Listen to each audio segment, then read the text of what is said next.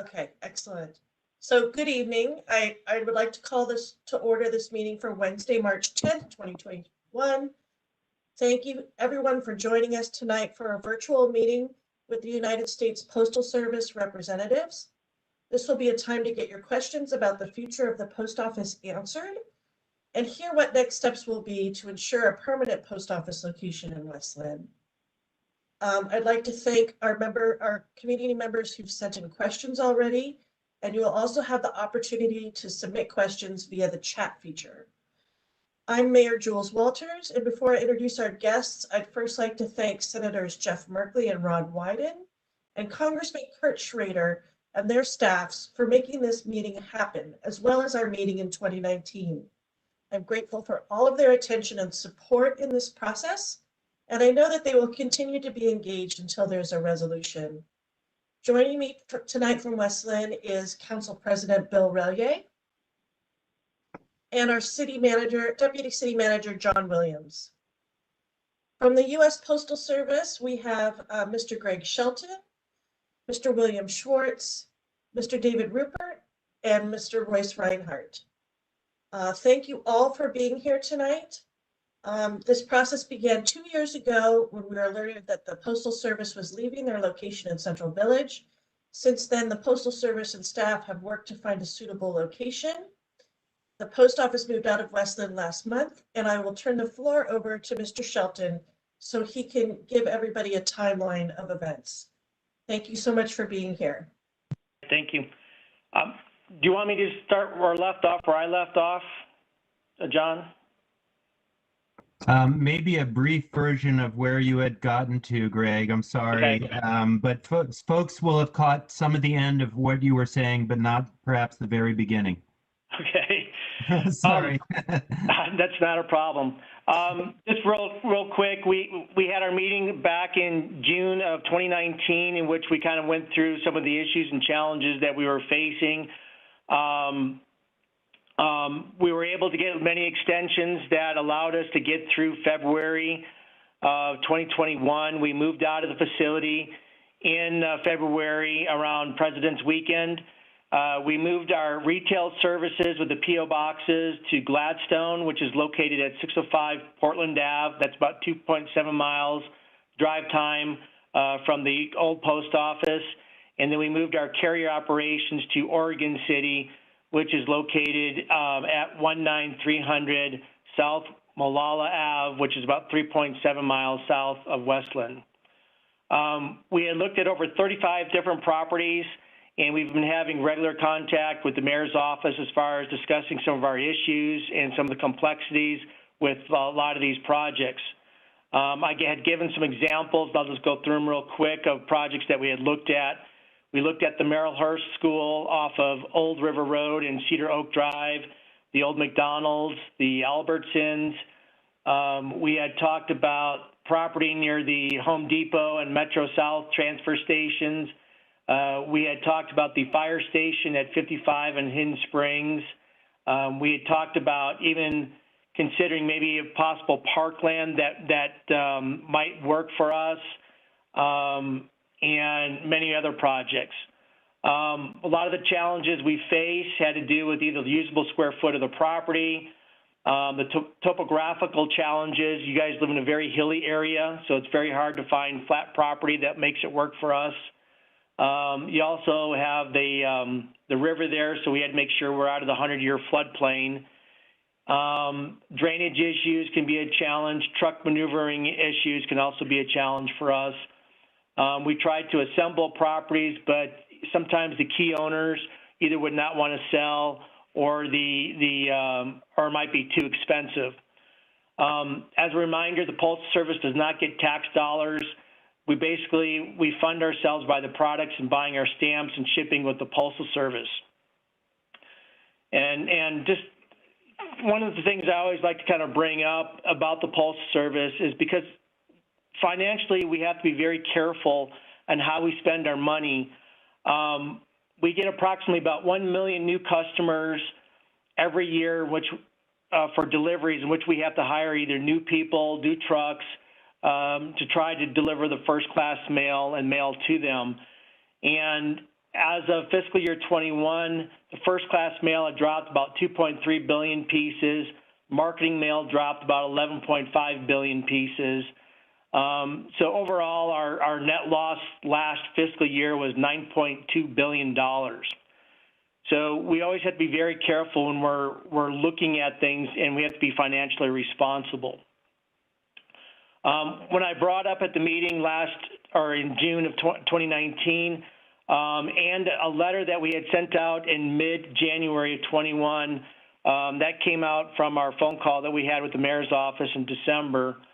One of the requirements that we're looking for is either land to purchase that's roughly about 75,000 square feet and is relatively on the flat side. An existing building is another option that we can lease. It's about 10,000 square feet. We're looking for about 65 exclusive parking spaces, which would include 19 carriers, 21 customer, and 25 employees. Ideally, we would like to have a snorkel lane, which are those blue boxes that you saw in the front of our old facility for our drop box, and a loading dock area for both our trucks and our carriers. The last option would be doing a split operation, and this is very challenging for us in many ways. It's very expensive. Once we split the operation, it costs us annually about $350,000 annually to do the split operation, which requires us to hire more people, the cost and just delivery and other costs. But if we went that direction, we were looking for a retail facility that's roughly 3,150 square feet, and that includes 27 exclusive parking, of which 20 are for customers and 7 for employees. The carrier building is a little bit larger. It's 6,800 square feet with 44 parking, and that's for 19 of our LLVs, which are our postal vehicles, and 25 employees. When we sent out the letter in January, we did get a lot of phone calls to me about different properties in the area, which is really kind of helping us out right now. I would love to be able to share those with you. Unfortunately, the developers and the landlords that I'm talking to have asked me not to reveal their locations because they're concerned about either tenants leaving in their current facility or the developer I'm working with that we could potentially lose one of the properties because he hasn't secured all the properties just yet. So when we can, what I'll end up doing is letting the mayor know exactly which property we're going with, and we'll disclose that when we can in the near future. I can let you know it's all within the city limits within West Linn, and if there's any other properties that are out there, feel free to give me a call at 303-264-0412 or email me. And my email address is my first name, Gregory, Gregory, .L. my last name, Shelton, Shelton, the number 2, the symbol at USPS.gov. Make sure you have a 2 at the end of my name because we have another Greg Shelton in the Postal Service, and it will go to him, and I may or may not get it, but he's usually pretty good about getting me the emails. So just make sure you got a 2 at the end of my name. I want to assure everybody, I know this is a big concern, that the Postal Service is not coming back to West Linn, and I want everybody to know that Bill and I are probably as frustrated as everybody else in the community that we don't have a post office in West Linn. It wasn't our decision to relocate. We would love to stay in the area. We would have loved to stay in the building if we could. We were having some growing pains in the existing building, but we probably would have been able to stay there for a lot longer time and maybe possibly even expand on that building if we could have stayed. A lot of the questions that come up has to do with the timing of the projects. How long will it take before you have a post office?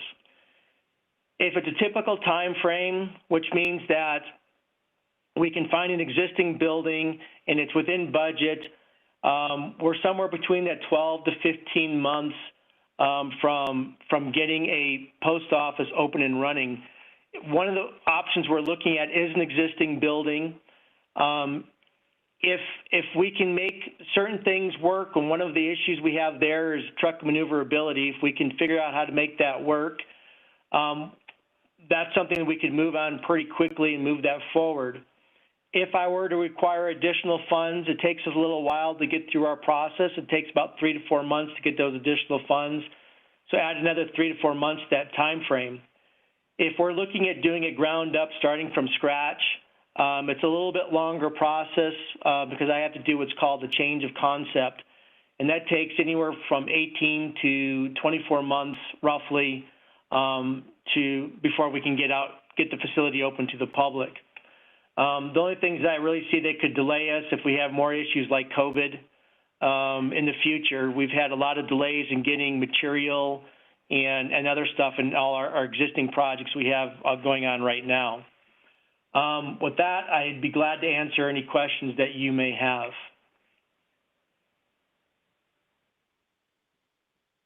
Right, I could probably just answer some of the questions that are on that list that you sent over to me.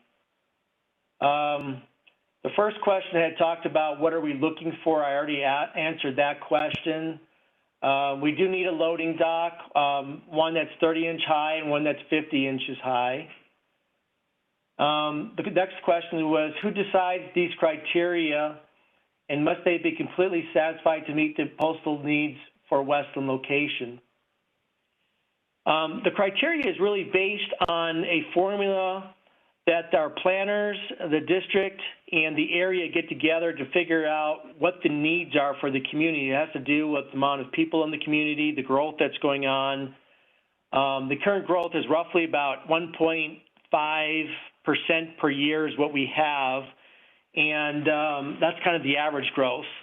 And so we put that into a kind of a computer system, and it comes up and lets us know as far as what size square footage we need and for the growth and for the carrier growth and so forth.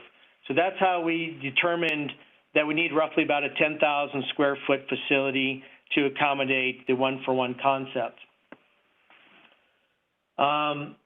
Next question I have is, does the United States Postal Service prefer vacant land with existing infrastructure in place, such as water, sewer, electric, et cetera, or would the ideal be modifying an existing site structure to meet the requirements? Right now, we're approved for an existing building that is 10,000 square feet with 65 parking. That's our preference, is to go into an existing building. It's a little quicker for us, but as you know, it's very challenging in the Westland area to find something that has that square footage and the parking. If someone wanted to build a building that met our needs, that would be also a preference. And basically what we would do there is do a 10-year lease with them at a fixed rate, and we would build out the interior. They would just give us a warm vanilla shell. The last option is purchasing land, and yes, I would have to have water, sewer, electric, et cetera, to the property line to make this project work. What sites are being looked at and where are they located? I briefly talked about that already. Due to confidentiality with the landlords and developers, I really can't discuss the current location, but they're all within the Westland area. And at the meeting that we had back in June, a lot of the areas that we've kind of talked about are very close to what the community wanted us to be in. And so I hope to be able to share that and within the next 30 days, if not sooner, where these locations are. What considerations have you looked over in existing retail space on the Garden Street? I'm assuming Garden Street is part of that Graymore project. That's where we have the bank and a yoga facility. We had looked at the yoga facility, and it didn't work for us from a truck maneuverability and from having the carriers or retail concept over there. But it's one that both Bill and I have taken a look at. I was out there. We took it. We looked inside the buildings to see if we could make it work, and it just doesn't quite meet our needs. for what we want to do. Let's see. Would the smaller retail-only plan work for the post office? Again, I briefly talked about that. It's not ideal to have a retail-only. It's very challenging for us. It costs an additional $350,000 per year to have a split operation. In addition, customer service tends to be a little not as great, especially during the holiday seasons, because usually we can pull people from the back that were carriers or other folks to kind of assist in the front area. When we don't have that ability, we can't pull those people out, and it becomes more of a challenge. In addition, there are other operational challenges. Worst case scenario, we can do it, but it's just not our preference. The other issue is that I have to find a carrier option so that we have a full plan as far as what we plan to do with the carriers. And currently, I don't have really a carrier option that would work. How quickly can a decision be made to execute a lease for this option? For retail options, we have to have a carrier, so I can't move forward until I have a carrier solution in place. If we get that one-for-one, which is what we're looking at right now, if that could work out for us, and we can make the truck delivery work, that's a strong possibility that we could probably get a lease put together within the next 30 to 60 days. And that really depends on the landlord and what other issues we may have in the lease. But usually it takes about 30 to 60 days to get one of those done. Let's see. Could this option include automated machines? Gladstone doesn't have those separated from the distribution itself. Bill, I'll have to ask you to help me out on that question there. I'm not sure what we can do as far as the automated machines. Sure, be happy to, Greg. So with the automated machines, we have a couple pieces of equipment, but we put them in very large delivery units and no retail units. What they are is the small package sorting system and also an automated delivery unit sorter. These are huge pieces of equipment. Picture something that's 230 feet long with 40 large bins on it. So it's not something we put in medium or smaller post offices. We have plans to put them in a couple large offices, Vancouver, Beaverton, and Medford, because they have so many more routes and so many more people and the square footage to do it. One other comment I wanted to make real quick on the retail-only plan is, in addition to everything Greg shared, such as the cost and the impact, in my opinion, it has a negative impact on our customers, and here's why. You have one retail site where you could purchase stamps and mail a package and perhaps rent a P.O. box. But then if you have carriers in a totally separate building, all of the mail they take out to deliver each day, for those pieces that can't be delivered, packages where there is no safe place to leave them, a certified or registered mail piece or express that requires a signature, the carrier then takes that back to a totally separate building. And this, in the past, when we have these, and I really frown on them, the customers are frustrated because there's a lag in time they could pick up their mail, and sometimes if there's any communication breakdown, the piece isn't shipped over on a separate truck, then the customers are negatively impacted. With my experience, it works so much better if we have the carriers and the clerks in one building. That way the mail they bring back is right there in front of the supervisor, the manager, the postmaster, and we could quickly re-deliver it or say, yes, come on and pick it up. I have it right here on my desk. Thanks, Bill. The next question is also one for you. It says, why does Westland not have a USPS annex located in the City Hall shopping center? I would have thought that Westland deserved at least a post office and an annex-based location.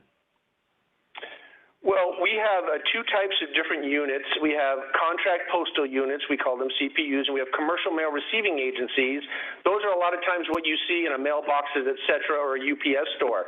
Up until now, there's been no request or no real need, at least communicated to me or the Postal Service, that we need a separate, what was referred to as an annex, or a contract postal unit. We certainly could source one. It goes through headquarters. We request it, and then they give us the parameters and the contract information, and then another group of people go out and try to actually solicit and find someone who wants to open that and absorb a contract. Again, there's been no request, but it's something that I'd be willing to pursue if we feel that's necessary or would help the community. Thanks, Bill. Can I ask a question too? I know a lot of people have been curious about an overall timeline. So can you give us, you know, I know there's a lot of things up in the air, but what would be the worst case scenario and the best case scenario as far as timeline goes? The best case scenario, if we can make this one existing building work for us, we're probably looking at that 12 to 15 month time period is kind of the best case. The worst case scenario, if we could do the AQ, but we were able to do the other project, we may be looking at almost I would say a 2-year process before we'd have a facility opened up. That would be the worst case. Now, you know, I kind of gave the same information back in June of 2019, and, you know, we didn't realize how difficult it was going to be to really find a location that was going to work for us. We ran into a lot of challenges. You know, on one of the properties that we were going after, we thought it was going to be ideal was the Merrill Hurst school building, and we had a letter of intent with the property owners. We moved forward with our appraisal, but they ended up getting a better offer, and these folks could have closed a lot quicker than our developer could. And so that's an example of here we thought we had a perfect site, everything was going forward, and then it died, and we were unable to move forward with that project. Stuff like that happens. So my goal, I haven't stopped working on this project. This is a very top priority project for both Bill and I, and for the Postal Service in general. We've done everything we possibly can to keep moving this thing forward. That's why we've had regular meetings with the previous administration and updating them as far as where we're at on these projects. Because we know that it's a sensitive issue for the community, and we're doing we need your help is what we're asking for, and that's why Bill and I had talked about back in December about sending out a letter, and Bill sent that letter out in mid-January asking for the community for help, and due to that letter, the options we have in front of us are from that letter. And that's been very beneficial for us, and so that's why we need to keep having these meetings. I'll keep updating the new administration as far as where we're at and what's going on, because I think it's important that people need to know. My communication is going to be with the mayor's office. That's the best way that I can communicate as far as what we're doing, and kind of go from there. And the other thing that we'll probably end up doing is once we've identified the site and we can release it to the public, I will go ahead and let the mayor's office know that this is the site we've selected. I'll have we'll post it in the Gladstone post office, and we'll post it in the Oregon City post office as far as the location, and so that people have an idea of where their post office will end up. So that's kind of the time frame, and I hope we can one of these two projects for sure can work. I know the other one we're working on the cost of it. The third project I'm working on is the cost of it. It's quite expensive because of the terrain in the area. So we're trying to see if we can make that work, as well as the truck maneuverability on it is a little bit challenging. So I have a team working on that design right now, and we'll be talking more about it next week to see if we can make that as a possibility work for us. In the meantime, And oh, sorry, Mayor go ahead. Mayor Walters and Greg, we are Basically, this meeting is happening on two different platforms right now. We're recording it on the WebEx that we're all in. There's also a live YouTube, as you all know. We are trying to monitor the chat function in YouTube. There's a few questions in there that I'm going to bring in. Greg, can I start by, you kind of addressed this. I want to return back to the timeline question because a lot of people are asking that. Maybe you could answer it in a different way. If there's not an ability, if there continues to be not a identified full service facility, can you commit to a timeline for at least bringing back the full retail function with the mailboxes, the counter, and those in West Linn? I think a lot of people are looking for that kind of commitment, and we recognize that's a less stringent requirement to have that retail function. Yeah, for a split operation for a retail, it is very difficult for us because we really need to know what the whole picture is to make it work. Having the carriers, I mean, like right now the carriers are in Oregon City. You've got to cross that very narrow bridge to get over to Oregon City to get to the post office. There is another back route that you can go to get to it off of the interstate there, and then kind of go out the back way to get over there. It's not ideal. It's very expensive for us to be over there, and financially it does not make sense to be in that as a long-term solution for us. I did run that as an option, and it basically is very expensive for us to be over there for the amount of extra travel time, et cetera, and I think we've ruled that one out. Again, we lost over $9 billion last fiscal year, so we have to be very cautious on finances. As gasoline price goes up, it's gone up approximately, 50 cents in my neck of the woods in the last 2 months. And for every penny it goes up, it can cost us about $1 million extra in costs. So, you know, we're looking at $50 million extra in cost right now that we're looking at for delivering the mail. And of course, that keeps going up. We have an aging fleet of vehicles that we're trying to replace.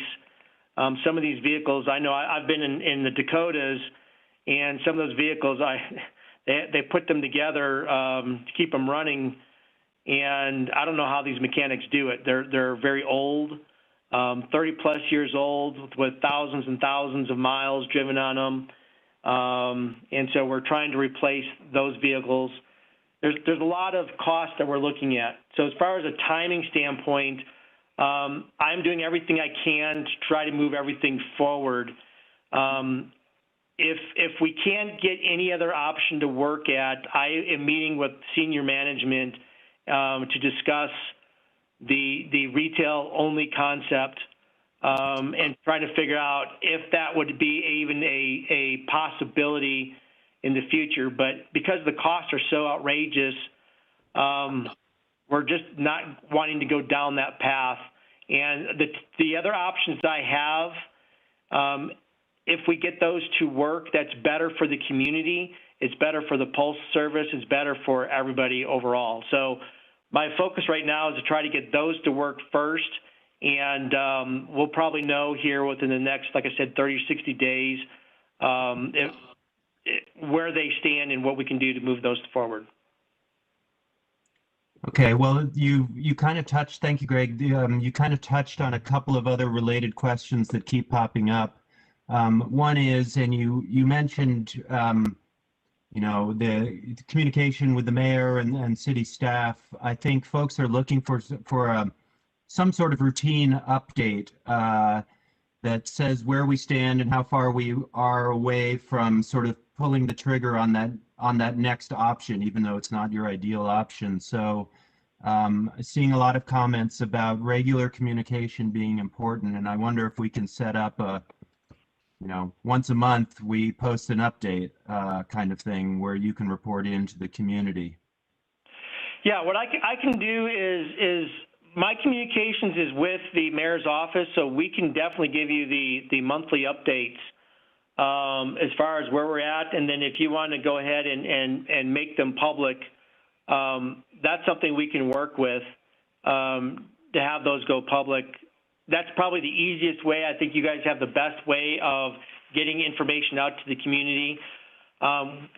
We don't have like a web page that we can do stuff like that. So my commitment to the community is I will definitely update the mayor's office on a monthly basis where we at, where we stand, or if we got better information or newer information sooner, I will definitely let the mayor's office know where we're at with that so that the community will know exactly where we're going and what's happening.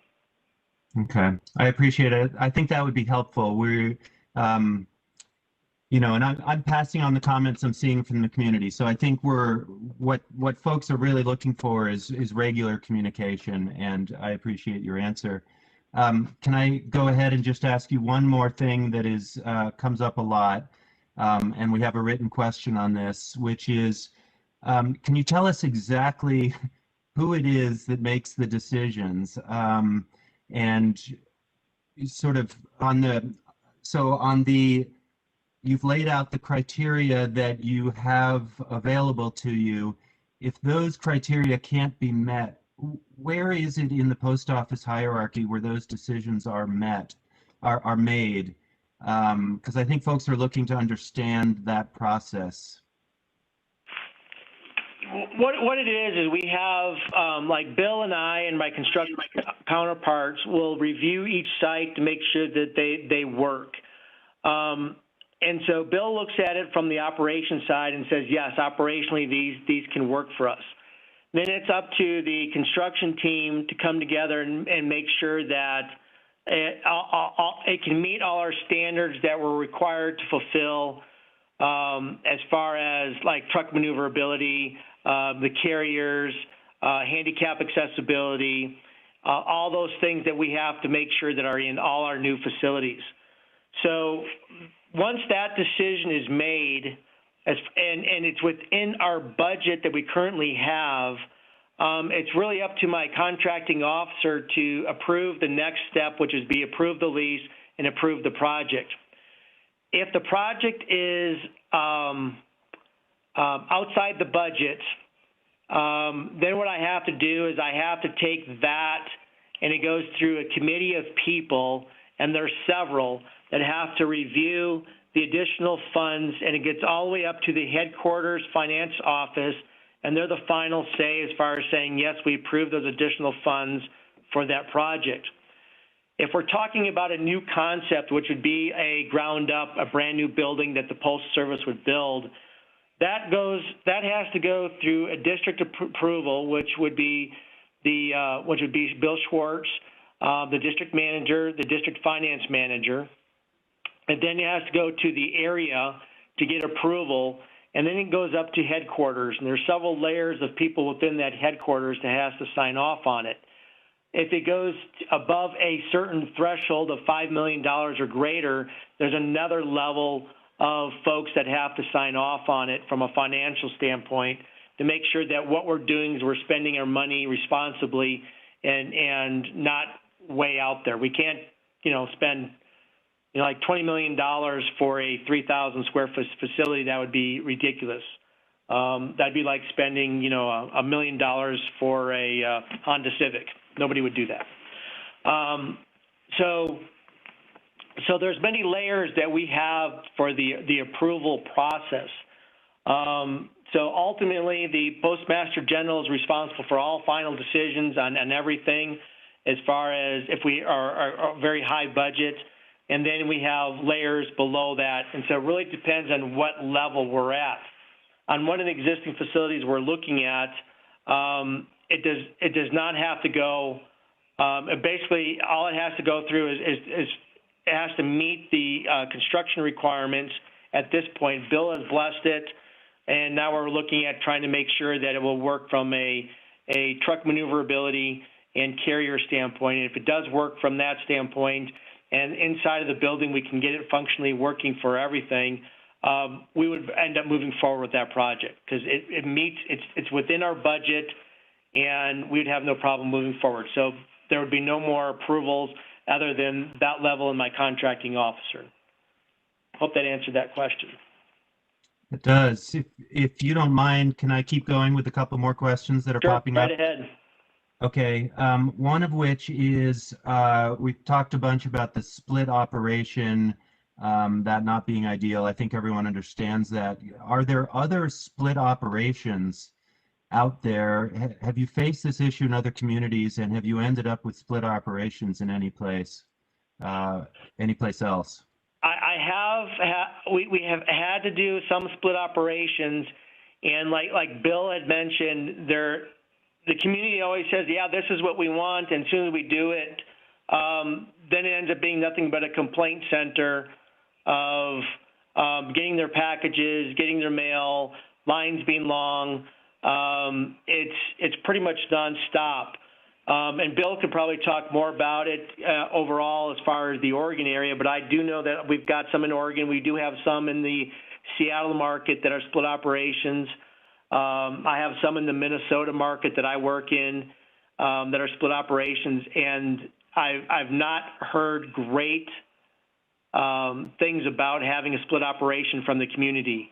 In the meetings, everyone says that's not a problem, but once it opens up, I start seeing the floods of complaints coming in about the split operations and the challenges. In fact, I wish I would have saved one email that I had received from a operations person that had said that I was in favor of the split operation, and after experiencing this, I wish I never would have agreed to having a split operation. It's a complete disaster. What can we do to get everybody back in one building? So I thought that was kind of humorous, and unfortunately I didn't save it because I didn't think it was, I didn't realize how important that email was. But it's not something I think the community really wants.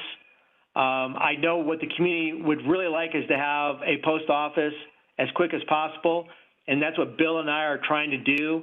And by having everybody in one building is the best solution for the community as well as for the Postal Service. And that's what I'm going to try to get to happen. Okay. Yeah, I think we all understand.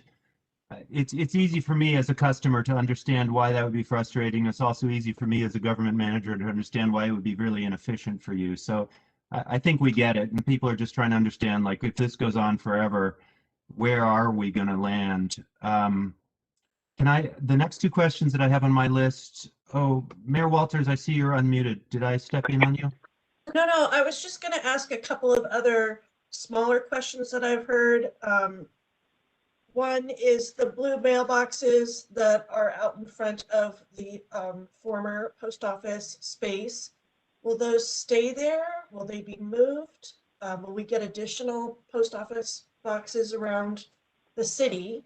And the other question is about the customers who had PO boxes at that post office. A lot of them were businesses, so that was their business address. How does that get handled?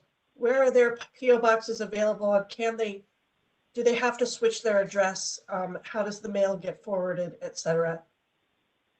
Yep. Perhaps, Greg, should I take a shot at that question for Mayor Walters? Yeah, that's fine.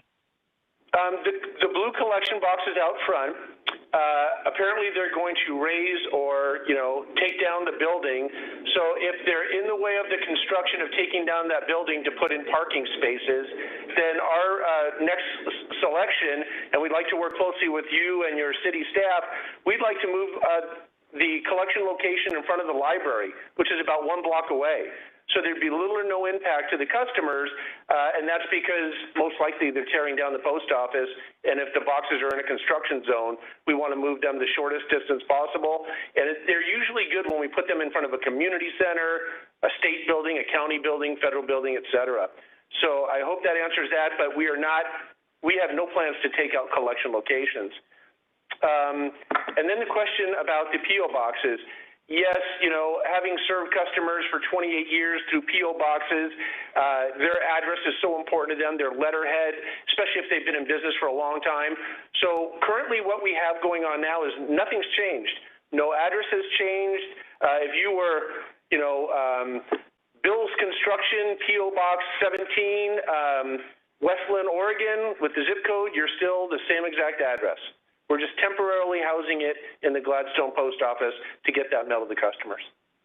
And while I have the microphone, just real quick, anecdotally, you know, the retail versus carriers in separate buildings, imagine a restaurant where you had the customers in one building and the cook area or whatever, the area where they prepared the food in a totally separate building. Every time you wanted something, you'd have to go to a different building to get, you know, another item, the food. I just kind of compare it to that because really it's so much more cohesive and it impacts the customers in such a more positive way when we have all of their mail, all of their staff, all of the employees right there where they come to the counter and ask us questions. Thank you for that opportunity. Bill, can I follow on that? Just the post box question. I'm sorry if you addressed it. I've been trying to follow the two screens. Is there an opportunity to just put the post boxes, PO boxes, somewhere in the city of West Linn, city building possibly, for this interim period, so people don't have to drive all the way to Gladstone to check their mailbox?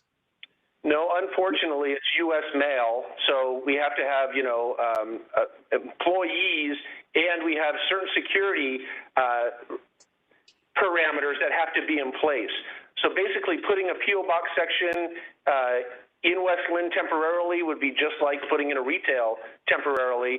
We'd have to go through the cost, the staffing, and I apologize to the community, and I want you to know, Greg and I are probably the biggest advocates in the United States Postal Service for wanting a post office in West Linn yesterday. But temporarily, with our rules and regulations, cooping it into Gladstone, which is, you know, 2.7 miles away, is the best that we can do right now until we find a location. And I apologize for that. Yeah, I would mention that Gladstone doesn't seem that far away, but with traffic, it can be difficult. And if you have to take public transit, it can take up to an hour because you have to transfer to a different bus. So it's not the most equitable way for people to access the post office. John, are there more questions? Trying to follow the chat and our written list of questions. Here's one that I don't know if we have an attorney on the line. There's folks wondering about the power of eminent domain. Does the post office have that power? Would they ever use it? The Postal Service does not use the power of eminent domain. We had, in one of the conversations I had with Mayor Axelrod, that question came up as far as the city doing eminent domain. But I guess, you know, the real problem there is you guys don't have the financial funds to really purchase land or to do what you need to do. There's a procedure that you have to go through, like any government agency. And then the question is, you know, where would the property be that we could make something work like that? That's kind of the challenge, because there's really no flat piece of property that's 70,000 square feet that would be just perfect to do eminent domain on. You know, we had talked about, I mean, there's up by City Hall, you have that park that's behind your facility there. You know, that got brought up in one of the conversations as far as, would the city be willing to give up park space to do a post office? And, you know, I understand, you know, parks are very precious to a lot of communities. And as a community as a whole, we have done that. Bill and I, in fact, we're doing a project in the eastern part of Oregon where the city did offer part of their park to do a post office. And that's what we're using right now. So that's why that question kind of came up in one of our previous conversations. But again, we're not here saying that you have to give up your park. If it's something that the community as a whole said, yeah, why not? Let's do that. Then I think that's something that we would definitely entertain as far as doing that. We could purchase the property, or if the city wanted to build a building that met our needs, and we would just lease from them, that'd be also an option for us. Okay, thank you. Another topic that you've touched on a little bit is flexibility in design and parameters of your facility. And there's a number of questions that I've seen about, for example, and this is one we've talked about as a team working on this project. What about two-story facilities? Is that possible for the post office in order to, and we recognize it's a little more expensive, recognize it has some operational challenges. What if you can't find a site that meets the size needs? Could there be a two-story facility with freight elevators or parking underneath for your delivery vehicles or something like that? Can you talk about that?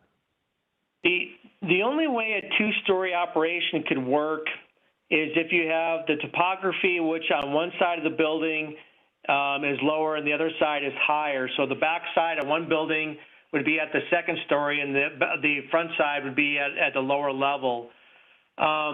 One of the projects we're looking at, well, we had looked at, had a very similar concept like that, and it gets a little expensive for us because we have to put an elevator in, and we also have to have a backup because if the elevator were to break for any reason, we have to have the ability to at least bring the truck down there for the retail concept. So that they could get the mail, as an example. We had looked at that. The ski hill, as an example, the one I talked about that's over by the old Albertsons, that was one of the concepts we were looking at, having the retail side at the lower level and then being able to drive up, since you've got that slope there, drive up to the upper level and have a second story. It's not ideal, but it's better than having a split operation, which two separate buildings in two different locations. So we are open to those concepts. Where it gets to be very challenging to work is having a two-story where there is no ground level on that second story because we have to load our carriers up, and operationally it will not work for us. So. But we have looked at, I think, a couple options out there to try to see if we could make it work, but we just couldn't make it work. It had to do with the parking as well. Okay, and then thank you, Greg. I appreciate your answering all of these. I'm going to keep going. Questions about the size of the facility. You've been operating in what we know is sort of an undersized facility for a while, not ideal. Would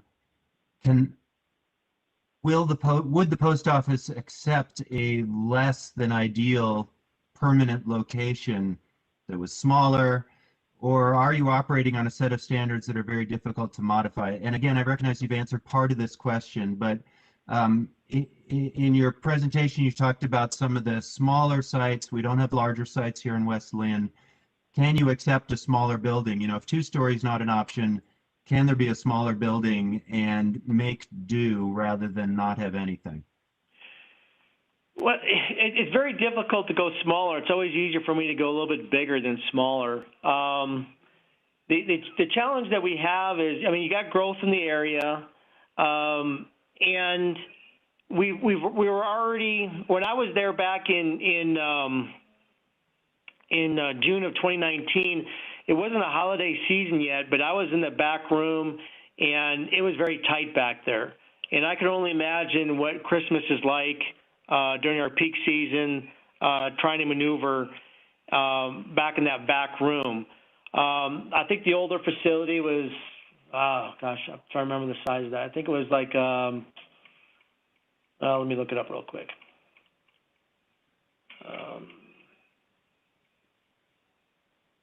Yeah, we were approximately about 4,500 square feet of space, and it was very tight quarters. So we're looking right now for a 10,000 square foot, and that's gross square feet, which turns out to be closer to about 8,000, 8,500 net square feet interior space. So it's very difficult for us to kind of go smaller. And then the other challenge that we have is the amount of parking spaces. One of the challenges, like when I was at the post office there in June, I parked in our parking lot, and I kind of sat there and just kind of watched because I had some time to kill as far as watch how the traffic was maneuvering, and I was kind of amazed how many people park in our parking lot and go other places to go shop.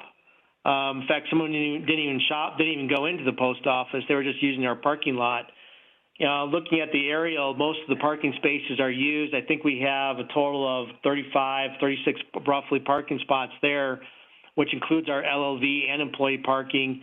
And it can be a challenge to find parking, and that's not even during our peak holiday season. So come November, December, I imagine it would be very challenging to find places to park. So parking has always been an issue for us. One of the projects that we were talking about, I was talking with a developer on, and we would have to build a parking garage because the property couldn't fit all the parking that we needed. And when you start doing parking garage, it gets quite expensive. I know on average, most parking garages are roughly about $30,000 per space.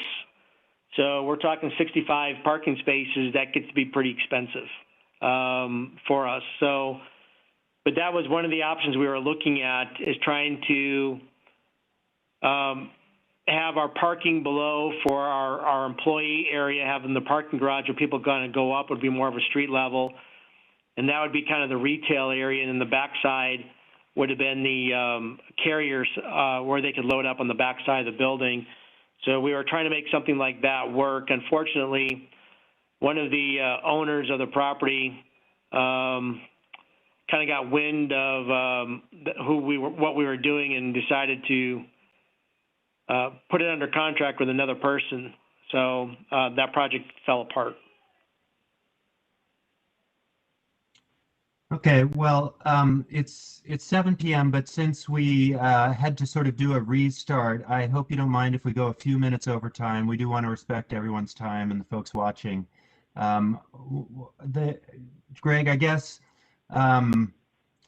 you've talked about not wanting to discuss or reveal your discussions with developers, and we all understand that. I think the question I just asked about space, certainly a lot of folks would like to hear maybe a restatement of what the status of discussions down at the existing Graymore properties are, either in the existing building or, they've gone through a land use approval, they have a building down there. Can you talk with any more specifics about their statements that they've offered a site to the post office, and why or why not that is happening right in that same location you have? When we had talked back in June of 2019, one of the options was to make it really work for us. We needed to get the law office behind in another building. That would have been ideal for us to keep everything there. There was since Graymore did not want to sell their property to us, or at least the building part to us, so we could make the whole thing work. They wanted to have complete control of it, which I understand. We couldn't quite get that to work. They came up with a retail-only concept. The challenge we have there is it's all shared parking. We have 7 dedicated parking spots. That's it. So our customers would basically go from 36 parking stalls down to 7 dedicated parking stalls. That makes it very challenging for our customers trying to get mail, especially with that grocery store having a shortage of parking as it is. So it's not completely a dead project, but it's not ideal at all for us. It would be better if we could have gotten more dedicated parking for the customers. The cost of the project, it's on the expensive side. We've kind of worked out some basic terms on that, but again, I have to have a carrier option to make it work. Doing a split operation is not ideal.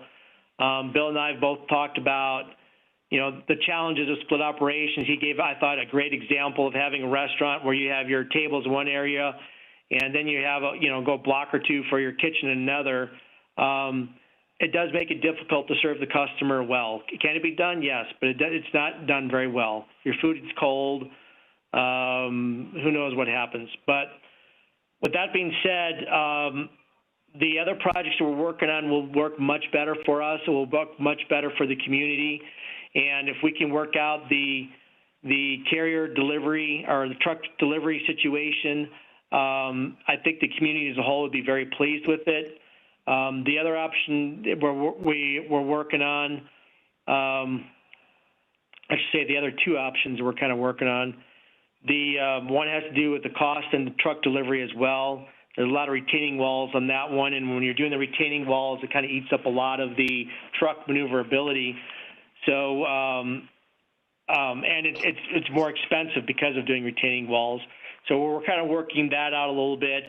And then the last one that we're working on was a project that had eventually died on us, but did come back. Just I got a phone call on it today, or yesterday, I mean.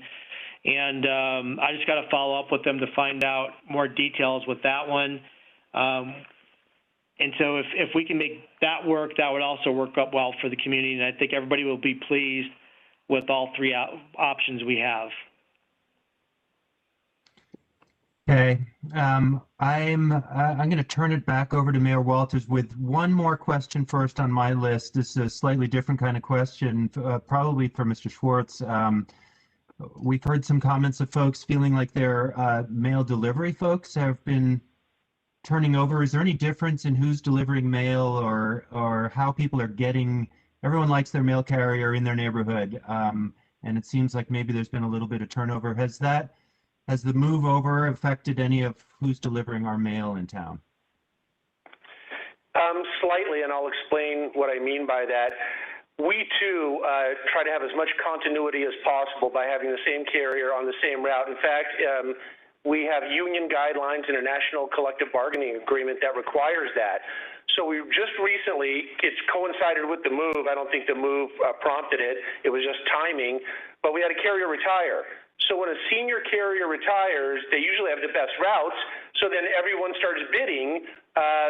They want, that one person wants that carrier's route, then that opens up a free route. The next senior person takes the next best route, and so on. So it shuffles the carriers around basically through the bidding process. The only other impacts we've had is our standard annual leave, if somebody's on vacation for a week, and then some slight COVID impacts. But the retirement of the Westland carrier, who obviously was a senior carrier, created a bidding effect, so people chose to go on other routes. It's unfortunate. I get a lot of feedback from that in any situation because people love their carriers. So it's unfortunate, but it was the carrier's choices to select different routes in Westland. Good question, though. Thank you. Thank you. That's helpful. And I think it, that questions like that and questions about the counter down on at the facility just sort of highlight the role that the post office has in this community and the relationship people feel with it. And I think that gives you a sense of sort of the passion that people have for this topic, and there's really strong desire they have for you guys to find a resolution. I guess so. Maybe leaving on that. I think in closing, we'll turn it back to Mayor Walters and also see if Council President Aurelia has any question. But I think from the PS team, I think it would be really helpful from the community just to hear maybe one more time a restatement that you want this to happen. We're going to communicate with folks about what is happening and maybe some specific timelines about how we get there. So you guys can ponder that, but first I'll turn it back to Mayor Walters. Yes, thank you, John, very much. And yes, I did want to allow Council President Relier a moment to ask any questions or make any comments he might have.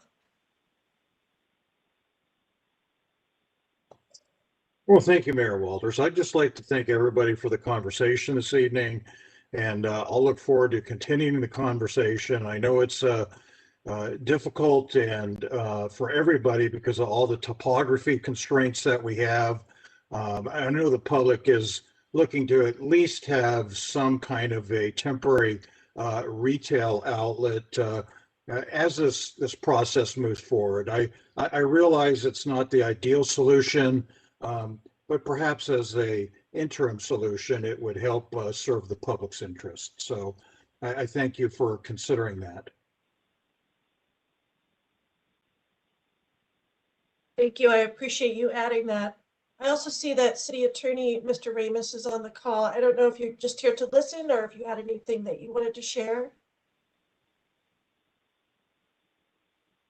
Thank you, Mayor. I had some technological trouble getting. I was able to get in to watch the proceeding, but I wasn't able to get in as a panelist. But managed to somehow solve that problem.